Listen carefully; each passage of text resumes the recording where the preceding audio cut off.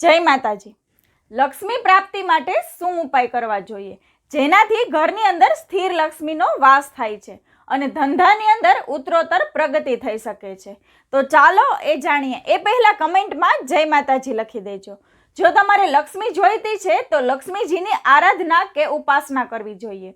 તો આપણા શાસ્ત્રની અંદર બતાવવામાં આવ્યું છે કે શ્રી સૂક્તનો પાઠ કરવો જોઈએ અને જો તમને શ્રી સૂક્તનો પાઠ ન આવડે તો એક શ્લોક છે જે રોજે 108 વાર બોલવો જોઈએ। એ શ્લોક છે શ્રી લક્ષ્મી ધનલક્ષ્મી પ્રચોદયાત નમઃ। આની નિત્ય રોજે એક માળા કરો અને બની શકે તો શ્રી સૂક્તનો પાઠ પણ કરો। પાઠ કરતા કરતા દાડમનો રસ કાઢી શ્રી યંત્ર પર અભિષેક કરો, લક્ષ્મીજી પ્રસન્ન થશે। અને બીજું છે બીલીપત્રનો રસ કાઢી અને શ્રી સૂક્તનો પાઠ બોલીને યંત્ર પર અભિષેક કરો। આનાથી લક્ષ્મી સ્થિર થશે અને લક્ષ્મીનું સ્થાન પ્રબળ થશે। અને આ બધા ઉપાયો છે એ લક્ષ્મીજીને પ્રાપ્ત કરવા માટેના અને લક્ષ્મીને પ્રસન્ન કરવા માટેના છે। તો આ વિડીયોને તમારા ફ્રેન્ડ્સ અને ફેમિલીમાં જરૂરથી શેર કરજો। જય માતાજી।